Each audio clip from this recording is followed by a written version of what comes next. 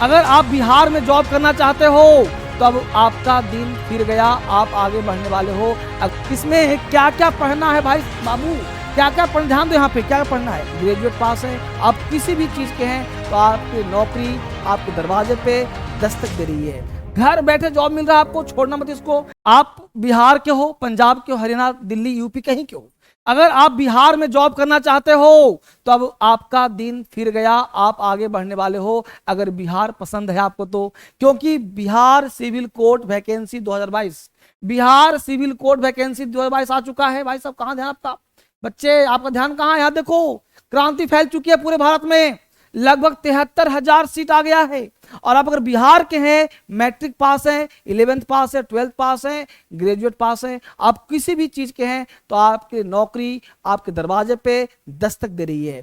घर बैठे जॉब मिल रहा है आपको, छोड़ना मत इसको। क्या क्या काम देखो, बिहार सिविल कोर्ट के लिए आपको यहाँ मिलेगा। Bihar civil court vacancy 2022, important dates क्या है देखिए। बिहार वैकेंसी क्या था, 30 सितंबर 2022 निकला था और 20 से लेकर 20 अक्टूबर तक, यानी 20 अक्टूबर तक ये फॉर्म भरना था। आपने भर लिया होगा तो अच्छा काम किया, नहीं भरा तो आपका डेट निकल गया होगा अब तक।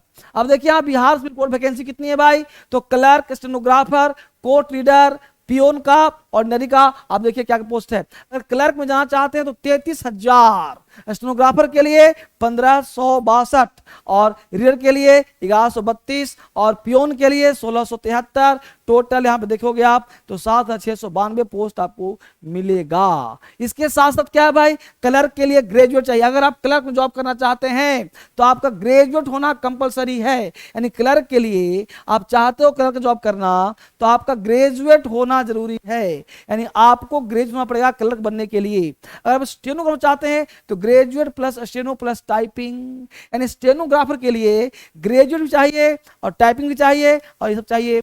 कोर्ट रीडर के लिए ग्रेजुएट, यानी भाई साहब मैं आपसे बात बच्चे, आप ग्रेजुएट तो कम से कम कर ही लो, नहीं तो आप बन सकते हो पियोन, यानी 10th पास अगर आप हैं तो आप पियोन भी बन सकते हैं। ये आपके लिए प्लस मौका है, प्लस चांस है, ये काम आपके हो सकता है। अब आगे की बात करें, इसके साथ अगला करने से क्या है देखिए, आप क्या करें, here we have provided the selection process of the Bihar Civil Court selection process, written exam। इसमें एग्जाम पता क्या क्या होगा, written, interview, document verification, medical examination. यानी आपसे यह भी जान जाएगा कि लिखने में कैसे हैं, इंटरव्यू में क्या जवाब देते हैं, डॉक्यूमेंट आपके पास है नहीं है, ये सब व्यवस्था कर लीजिए अगर आप बिहार सिविल कोर्ट में जाना चाहते हो तो।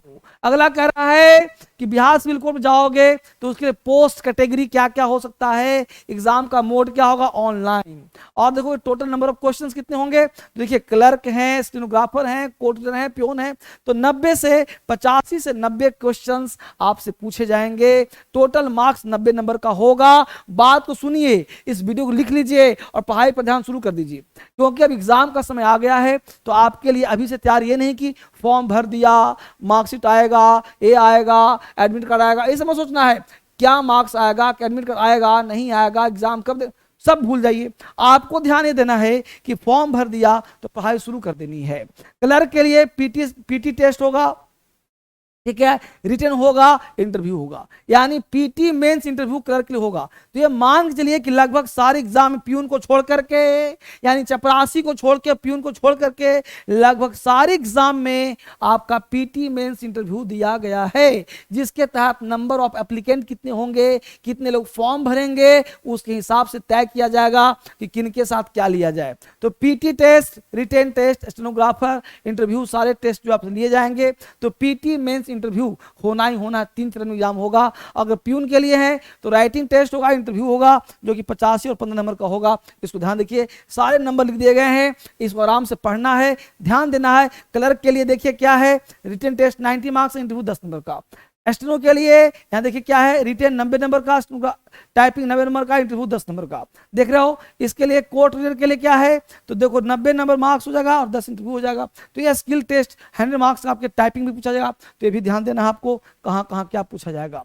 इसमें क्या क्या पढ़ना है भाई बाबू, क्या क्या पढ़ना, ध्यान दो यहाँ पे क्या पढ़ना है। इंग्लिश लैंग्वेज ग्रामर 20 नंबर का, एक नंबर, चूंकि 90 नंबर ही 90 मार्क्स ला रहा है तो आपको यहाँ 20 मार्क्स का तो इंग्रेजी हो गया। हिंदी लैंग्वेज ग्रामर, भाई हिंदुस्तान में हो ना, हिंदी पढ़ने की कोई आवश्यकता नहीं है, हिंदी का कोई गाइड ले लो, हिंदी की जरूरत है नहीं, हिंदी क्या पढ़ोगे, दिन भर हिंदी पढ़ते हो, तो आपके लिए हिंदी का गाइड ले लो, क्या समझे। और इंग्लिश हम लोग का मदर टंग नहीं है, इसलिए अंग्रेजी पढ़ना पड़ेगा। तो अंग्रेजी पढ़ने के लिए आपको इंग्लिश लैंग्वेज और ग्रामर काम करना पड़ेगा, जो 20 मार्क्स का है। और हिंदी तो पास तो कर ही लेगा, कोई भी किताब ग्रामर के लो, ऐसे भी बिहार के बच्चों का हिंदी अच्छा होता है, ठीक है। जनरल नॉलेज, जीएस की जरूरत है, करंट अफेयर्स 15 मार्क्स का, मैथमेटिक्स 10 नंबर का, मैथ 10 नंबर का है, आता ही तुमको होगा, रीजनिंग 10 नंबर का, कंप्यूटर साइंस 10 नंबर का। लेकिन सबसे बड़ा नंबर को देखा जाए तो वो इंग्लिश है, इंग्लिश की भूमिका सबसे ज्यादा है। तो उसके लिए आप दो काम करो, एक डीएसएल अचीवर ऐप और क्रांतिकारी ऐप, ये पढ़ लो। और एग्जाम क्रैकर, मेरा चैनल का नाम है एग्जाम क्रैकर इंग्लिश, ये सबको सब्सक्राइब कर लो और रख लो, वहां से पढ़ो, देखो क्या आता है। हर दिन टेस्ट लेकर आता है क्रैकर पे, उसको पढ़ो, क्या क्या आता है चेक करो अपने आप को, ठीक है। अचीवर ऐप पे टेस्ट दो, क्रांतिकारी पे टेस्ट दो। ऐप पे कहां से मिलेगा, प्ले स्टोर से डीएस अचीवर ऐप और क्रांतिकारी ऐप, ये सब डाउनलोड करो, ठीक है। तो ये सबका भूमिका कम है, इंग्लिश मेन भूमिका में है 20 मार्क्स का, और हिंदी तो सबको आता ही है भाई, क्या होता है क्या नहीं होता है। फिर क्या पूछा, पोस्ट सब्जेक्ट मार्क्स देख लो, इंग्लिश में इतना, तो सारी एग्जाम का क्लर्क का अलग दिया हुआ है, और सब में एवरेज मान के चलो कि तुम्हारा 20 नंबर का अंग्रेजी पूछेगा ही पूछेगा हर एग्जाम में। यहां देखो स्टेनोग्राफर में बढ़ा दिया संख्या भाई, देखो 25 नंबर का अंग्रेजी कर दिया, मतलब इंग्लिश भूमिका ज्यादा ही है। 25 नंबर इंग्लिश हिंदी का ज्ञान होना चाहिए, और जनरल मैथमेटिक्स तो हिंदी का भी ज्ञान आप लोग रखो मेरे दोस्त, क्योंकि हिंदी से क्वेश्चन पूछ रहा है, हिंदी जो कि सबसे आसान भाषा है, पता है तुम लोगों को। तो इसके लिए कहीं कोचिंग की आवश्यकता नहीं है, आप ले लो गाइड, हिंदी का क्या ले लो, गाइड, और उस गाइड से पढ़ने का प्रयास करो, आप पास कर जाओगे। हिंदी में क्या पढ़ोगे कि रवि का उल्टा क्या है, इसका तो पता हो आप लोगों को। अंग्रेजी पढ़ो खाली, और मैथ थोड़ा ध्यान दो, जीएस पे ध्यान दो, ये 3 पार्ट पे ध्यान दोगे, आपका सिलेक्शन हो जाएगा, कोई बड़ी बात नहीं है, यहां से काम चल जाए आप लोगों का।